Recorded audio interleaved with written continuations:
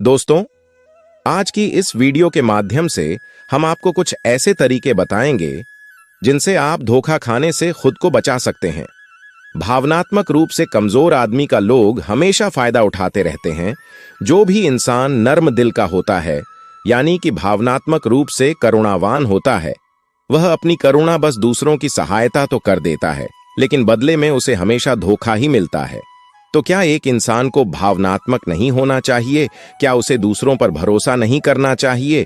दूसरों की सहायता नहीं करनी चाहिए? क्या करुणावान और संवेदनशील होना गुनाह है? कोई गलती है? कोई संवेदनशील आदमी दिल का बहुत अच्छा होता है। आइए जानते हैं इस कहानी के माध्यम से। एक बार एक युवा लड़का जंगल के पेड़ों पर मुक्के मार रहा था। वह बड़े जोर जोर से मुक्के मार रहा था। वह अपने मन का गुस्सा निकालने की कोशिश कर रहा था। शायद उसको किसी ने धोखा दिया था या फिर उसके साथ बहुत बुरा हुआ था, जिससे वह बहुत ज्यादा परेशान था। उसे कहीं भी शांति नहीं मिल रही थी। वह लगातार उस पेड़ पर मुक्का मार रहा था, जिससे उसकी उंगलियां लहूलुहान हो चुकी थीं। उसी जंगल में एक शीतल पानी का झरना था। वहां पर एक भिक्षु रोज संध्या के समय स्नान करने आया करते थे। यह उनका नित्य का नियम था।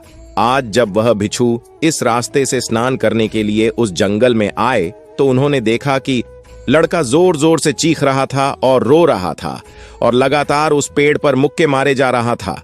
उस लड़के के आसपास कोई मौजूद नहीं था। इससे उस भिक्षु को उस युवक की चिंता होने लगी। उसने सोचा कि अगर मैं इसे ऐसे ही छोड़कर चला जाऊं तो कहीं ये आत्महत्या न कर ले। ऐसे विचार आने के बाद भी वह कुछ नहीं बोले। वह लगातार उस युवक की तरफ देखे जा रहा थे। कुछ देर तक तो उस युवक ने उस भिक्षु को नजरअंदाज किया, लेकिन कुछ देर बाद उसे अजीब सा लगने लगा। उसने सोचा, ना तो यह मुझे रोक रहा है और ना ही कुछ कह रहा है। यह तो बस मुझे देखे जा रहा है। इसका क्या मतलब है? बड़ा अजीब आदमी है। ऐसे ही विचार उस लड़के के मन में उठने लगे। जब कुछ देर बाद भी वह भिक्षु कुछ नहीं बोला, तो लड़के ने अचानक से उस भिक्षु से पूछा कि महाशय, आप अपने रास्ते क्यों नहीं चले जाते? आपको क्या मतलब? आप खड़े होकर मुझे देख क्यों रहे हैं? भिक्षु ने बड़े शांत स्वर में कहा कि मैं तुम्हें रोक नहीं रहा हूं, तुमसे कुछ कह नहीं रहा हूं, तो मुझसे तुम्हें क्या परेशानी है?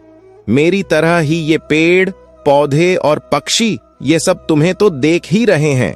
जब इनसे तुम्हें कोई परेशानी नहीं है तो मुझसे क्यों परेशानी है? यह सुनकर और लड़का जोर से चीख कर बोला, मुझे सबसे परेशानी है। मैं सबसे नफरत करता हूं। यहां पर सब धोखेबाज, गद्दार लोग रहते हैं। कोई किसी का नहीं होता इस दुनिया में। इस तरह बोलते बोलते वह फूट फूट कर रोने लगा और रोए जा रहा था और भिक्षु उसे देखे जा रहा था। वह भिक्षु उसे चुप करने की कोशिश भी नहीं कर रहा था। यह बात तो उस लड़के को और ज्यादा अजीब लगी। अब रोना छोड़कर उस लड़के ने सीधे खड़े होकर उस भिक्षु से कहा, आप बड़े अजीब आदमी हैं। आपके सामने कोई इंसान रो रहा और आप उसे चुप भी नहीं कर सकते। आपके मन में बिल्कुल भी संवेदना नहीं है। बड़े अजीब और कठोर हृदय वाले साधु हैं आप। आपको अपने साधु होने पर खेद होना चाहिए। और ऐसे ही ना जाने क्या क्या जली कटी बातें वह युवक उस भिक्षु को सुनाने लगा। कुछ देर बाद जब युवक की सारी भड़ास निकल चुकी, तब भिक्षु ने बड़े ही शांत स्वर में कहा कि आज मैं तुम्हें कंधा दे सकता हूं, तुम्हारे आंसू भी पोंछ सकता हूं, लेकिन इससे तुम्हारी समस्या का समाधान नहीं होगा। कुछ देर के लिए तुम्हारा मन शांत हो जाएगा। उसके बाद फिर वही जिंदगी, वही लोग जो तुम्हें आज कंधा देने के लिए भी तुम्हारे पास नहीं है। फिर से तुम उसी जिंदगी में लौट जाओगे। कोई तुम्हें धोखा देगा, कोई तुम्हारा फायदा उठाएगा और तुम अपने मन को ऐसे ही तकलीफ पहुंचाते रहोगे। तो आंसू पोंछने की बजाय तुम्हें मुझसे कुछ ज्ञान की बातें लेना चाहिए, जिससे तुम्हें जीवन में कोई भी धोखा ना दे सके, तुम्हारी अच्छाई का कोई भी फायदा ना उठा सके। याद रखना, आंसू पोंछने वाले तो तुम्हें बहुत मिल जाएंगे, लेकिन ध्यान और सही समझ देने वाला कभी ही कोई इंसान मिलता है। भिक्षु ने उसे बताया कि मैं पास ही के झरने में स्नान करने के लिए जा रहा हूं। बड़ा ही शीतल पानी है वहां का। अगर तुम चाहो तो तुम भी मेरे साथ चल सकते हो। यहां पर अकेले परेशान होने से अच्छा है कि तुम झरने के शीतल पानी में स्नान करो, जिससे तुम्हारा दिमाग, मन, मस्तिष्क और तुम्हारा शरीर सब कुछ पवित्र हो जाएगा। यह सुनकर वह लड़का उस भिक्षु के पीछे पीछे हो लिया। जंगल के बीचों बीच रास्ता झरने की तरफ जाता था। जंगल में सन्नाटा छाया हुआ था। उनके पैरों तले सूखे पत्तों की चरमराने की आवाज पूरे जंगल में गूंज रही थी। आज पूर्णिमा की रात थी और आसमान में चांद अपनी उजली रोशनी उस जंगल में फेंक रहा था। उस रोशनी में दोनों उस झरने की तरफ बढ़ते चले जा रहे थे। रास्ते में चलते चलते उस युवक ने उस भिक्षु से कहा कि महात्मन, आपकी जिंदगी मस्त है, आपको किसी चीज की कोई परेशानी नहीं है। आपको पता है कि दुनिया में कैसे कैसे लोग बसते हैं, कितने धोखेबाज, कितने मक्कार, और सबसे बड़ी बात, अपने लोग ही धोखा देते हैं, जिनसे हम प्रेम करते हैं, जिनको हम अपना मानते हैं। जब उन्हीं से धोखा मिलता है तो कैसा महसूस होता है। कभी कभी तो ऐसे लगता है कि भोले और दयालु लोगों के लिए यह दुनिया नहीं बनी है, ये धोखेबाजों के लिए है, मक्कारों के लिए है। वही यहाँ पर फलते फूलते हैं, वही आनंद से जीते हैं, और हमारे जैसे लोग जो दूसरों की सहायता करते हैं, दूसरों को अपना मानते हैं, वह हमेशा जीवन भर दुख में रहते हैं। यही जीवन की सत्यता है और यही संसार है जिसमें हमें रोज घुट घुट कर मरना पड़ता है। गुरुदेव, आपने सही किया, ऐसी जिंदगी को त्याग दिया, पीछे छोड़ दिया। अब बस अपने में मस्त, किसी से कोई परेशानी नहीं है, किसी की कोई चिंता नहीं। मैं भी सोचता हूं कि मैं भी सन्यास ले लूं। यह सुनकर उस भिक्षु ने कहा कि तुम्हें क्या लगता है, सन्यासी जीवन बहुत आसान होता है। भिक्षु ने बड़े शांत स्वर में कहा कि तुम्हें तो 2 वक्त की रोटी तो शांति से मिल जाती है, हमें तो कभी कभी वह भी नसीब नहीं होती। अगर भिक्षा मिल जाती है तो हम खा लेते हैं, वरना हमें तो भूखा ही सोना पड़ता है। यही हमारा सन्यासी जीवन है, हमें हमेशा नीचे सोना पड़ता है, सिर्फ एक लंगोट में रहना पड़ता है, चाहे कैसा भी मौसम क्यों ना हो। तो यह सब तुम्हें आसान लगता है, तो तुम भी सन्यासी बन जाओ। युवक ने कहा कि आप कहते तो ठीक ही हैं, संघर्ष तो दोनों तरफ है, सांसारिक जीवन में भी और सन्यासी जीवन में भी।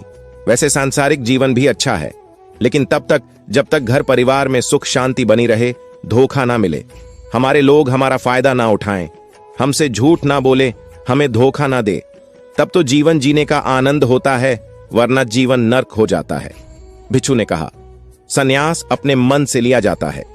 जब हमारा मन कहता है कि हमें सन्यास के मार्ग पर सफलता हासिल करनी है, आगे बढ़ना है, तो ही सन्यासी जीवन सफल हो पाता है। लेकिन तुम अपने घर से परेशान होकर, दूसरे लोगों से परेशान होकर सन्यासी बनना चाहते हो, तो तुम्हारा सन्यासी जीवन भी कभी सफल नहीं होगा। इससे अच्छा तो तुम सांसारिक जीवन में अगर कुछ तरीके, कुछ नियम अपनाओ, तो दूसरे लोग तुम्हें धोखा नहीं दे पाएंगे। सबसे पहले तो यह समझो कि धोखा उन्हें ही मिलता है जो भावनात्मक रूप से कमजोर होते हैं, जिनका दिल जल्दी पिघल जाता है, जो दूसरों को दुख में नहीं देख पाते। ऐसे लोगों के साथ धोखे होने की संभावना ज्यादा होती है, क्योंकि कोई भी आदमी अपनी परेशानी बताकर, अपने आप को दुख में बताकर तुम्हारा फायदा उठा सकता है। क्या पता वह झूठ बोल रहा हो, वह दुखी होने का अभिनय कर रहा हो, लेकिन आपको तो सच ही लगेगा, और उसके कुछ समय बाद आपको पता चलता है कि आपके साथ धोखा हो गया। उसके बाद आपका मन अंदर से टूट जाता है। इसीलिए सबसे पहले बात ध्यान रखना कि किसी भी व्यक्ति को यह एहसास मत होने दो कि तुम भावनात्मक रूप से कमजोर हो। अंदर से तुम्हारा दिल नर्म है। अगर उन्हें यह कमजोरी आपकी पता चल गई, तो वह कोई ना कोई जाल रचकर आपका फायदा उठाने की जरूर कोशिश करेंगे। चाहे आप अंदर से संवेदनशील हो, दूसरों की मदद करने वाले हो, लेकिन किसी को एहसास मत होने दो, ऊपर से कठोर बने रहो। जब लोगों को लगेगा कि इससे कुछ बोलने का फायदा ही नहीं है, ये आदमी कठोर है, नहीं पिघलेगा, तो खुद ब खुद वो लोग जो झूठे हैं, जो मक्कार हैं, वो आपके पास आएंगे ही नहीं, वो उन्हें चुनेंगे जो उनके आसान शिकार होंगे। दूसरी बात यह है कि हम बहुत जल्दी दूसरों पर विश्वास कर लेते हैं, और हमारी जल्दी विश्वास करने की आदत ही हमें हानि पहुंचाती है। 2 दिन तुम्हें किसी से मिले हुए नहीं होते हैं और तुम एक दूसरे के हो जाते हो, एक दूसरे पर पूरा भरोसा करने लग जाते हो, और यह भरोसा तीसरे दिन टूट भी जाता है, और फिर तुम्हें धोखा मिलता है, और फिर तुम परेशान होते हो। इसीलिए समय दो। किसी भी चीज को, किसी भी रिश्ते को आगे बढ़ाने के लिए समय की जरूरत होती है। समय के साथ तुम्हें सामने वाले इंसान की अच्छाई और बुराई पता चलती है। तब तुम्हें पूर्ण रूप से पता चलता है कि इंसान वास्तव में कैसा है, अच्छा है या बुरा है, और वह कुछ समय देने के बाद ही होता है। इसीलिए जल्दी किसी पर विश्वास मत करो। तीसरा तरीका समझने के लिए तुम्हें ऐसे लोगों को समझना होगा जो दूसरों की चापलूसी करते रहते हैं। कुछ लोगों की आदत होती है चापलूसी करने की। आपके सामने आपकी बड़ाई करेंगे, आपके बारे में अच्छा अच्छा बोलेंगे और आपको लगेगा कि यह इंसान कितने अच्छे हैं, मेरे से कितना प्यार करते हैं। लेकिन वास्तव में उनकी वह चापलूसी एक जाल होती है ताकि वह आपका दिल जीत सके। और उनको चापलूसी करने का मौका तभी मिलता है जब आप दिखावा करते हैं। अगर आप उनकी चापलूसी से प्रभावित ही नहीं होंगे तो कुछ समय बाद वो चापलूसी करना बंद कर देंगे। इसीलिए किसी के सामने दिखावा मत करो, वरना आप तो आकर्षण के केंद्र बन जाते हो। लोगों को लगता है कि शायद इसके पास बहुत ज्यादा धन संपदा है, इसीलिए इतना दिखावा कर रहा है। और इसी वजह से जो लोग आपका फायदा उठाना चाहेंगे वो आपके करीब आने की कोशिश करेंगे, आपके चापलूसी करने की कोशिश करेंगे। अगला नियम बताते हुए भिक्षु ने झरने की तरफ इशारा किया। वो झरने के पास पहुंच चुके थे। युवक को भी एहसास हो चुका था क्योंकि वहां पर ठंडी ठंडी हवा चल रही थी। ढलान की तरफ जाते हुए भिक्षु ने कहा कि सांसारिक जीवन में एक बात समझने की यह होती है कि हम जिसकी सहायता कर रहे हैं, चाहे किसी भी रूप में, धन से, शारीरिक रूप से या जिस भी अवस्था में हम किसी की सहायता कर रहे हैं, तो हमें यह ख्याल रखना चाहिए कि सामने वाला वापस कभी भविष्य में हमारी सहायता करने योग्य है कि नहीं है। अगर किसी को पैसा उधार दे रहे हो तो यह समझो कि उसके पास आय का कोई साधन है कि नहीं है। कल भविष्य में वह तुम्हें वापस कर पाएगा कि नहीं कर पाएगा। अगर वह नहीं करेगा तो तुम्हें तकलीफ होगी, तुम्हें दुख होगा। ऐसे तो इंसान करुणावश भिखारियों को भी भीख देता है, लेकिन वह गलत नहीं है, क्योंकि जो भी पैसा अपने सामने वाले को दिया है उससे आपके ऊपर कोई ज्यादा प्रभाव नहीं पड़ेगा। अगर वह आपको वापस भी नहीं लौटाएगा तो अगर किसी ऐसे इंसान को पैसा देना है जो कभी वापस नहीं लौटा पाएगा तो उतना ही देना चाहिए जिससे तुम्हारे ऊपर ज्यादा दबाव न बने। अगर वो वापस भी न लौटाए तो तुम्हें दुख न पहुंचे। अब तक वो दोनों झरने पर पहुंच चुके थे। दोनों ने अपने कपड़े उतारकर उस झरने के शीतल पानी में कूद पड़े। पानी ठंडा था। उन दोनों की सारी थकन और उदासी पल भर में ही दूर हो गई। स्नान कर लेने के बाद दोनों उस झरने के सामने एक पेड़ के नीचे बैठकर बातें करने लगे। भिक्षु ने उसे आगे समझाते हुए कहा कि शुरुआत में लोगों को नजरअंदाज करना सीखो। जब तुम किसी को शुरुआत में नजरअंदाज करते हो तो जो भी लोग किसी लालच की वजह से तुम्हारे पास चिपक रहे थे उनकी छटनी हो जाएगी। जब तुम उनको नजरअंदाज करोगे तब एक दो बार लोग तुम्हारे पास आने की कोशिश करेंगे, उसके बाद वो तुमसे दूरियां बना लेंगे। और जो आदमी तुम्हारी इंसानियत, तुम्हारी अच्छाई देखकर तुम्हारे पास आएगा वो नजरअंदाज करने के बावजूद भी तुम्हारे करीब ही बना रहेगा। और यही तो एक सच्चे इंसान की पहचान होती है, जो हमारे अपने होते हैं। उनसे हम लड़ भी लेते हैं, झगड़ भी लेते हैं, उसके बावजूद भी वो हमारी बातों का बुरा नहीं मानते हैं। चाहे थोड़े समय के लिए वह हमसे नाराज रहे, लेकिन कुछ समय बाद फिर से हम एक हो जाते हैं। और यही तो घर परिवार का मतलब होता है, यही तो अपनों का मतलब होता है। इसीलिए शुरुआत में अनजान लोगों को नजरअंदाज करना सीखो, इग्नोर करना सीखो, ताकि धोखेबाज मक्कार लोग तुम्हारे करीब ही ना आ पाएं। अपने इस वार्तालाप को खत्म करते हुए भिक्षु ने अपनी आखिरी और पांचवी बात बताते हुए कहा कि ये आखिरी सीख सबसे ज्यादा महत्वपूर्ण है। सब कुछ होने बाद भी तुम्हें धोखे मिल सकते हैं, लेकिन तुम अगर अपने आंख और कान और अपना दिमाग खोलकर रखते हो, अगर तुम होश में रहोगे, ध्यान करोगे, तो तुम्हें इंसान की आंखें देखते ही समझ में आ जाएगा कि उसे तुमसे क्या चाहिए। तुम उसकी इच्छा और उसका स्वभाव उसकी आंखों में ही पढ़ सकते हो। लोगों की आंखों में, उनकी वाणी में, उनके स्वभाव में उनका सब कुछ दिखाई देता है। बस हम ही अपनी आंखें मूंद कर रहते हैं। दूसरे लोगों से जानो, उसके रिश्तेदारों से जानो, उसके परिवार वालों से जानो कि वह इंसान कैसा है, दूसरों के साथ उसका व्यवहार कैसा है, उसकी पड़ताल करो जब किसी पर विश्वास करो। ऐसे ही किसी पर विश्वास मत कर लेना।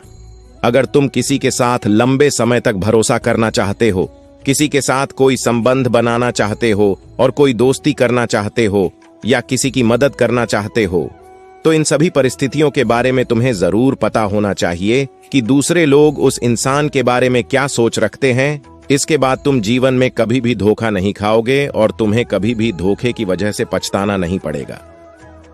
इसी तरह की बातें करते हुए भिक्षु और वो लड़का दोनों जंगल से बाहर आ गए और अपने अपने घर को चले गए।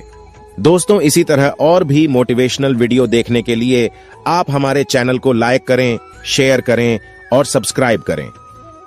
धन्यवाद।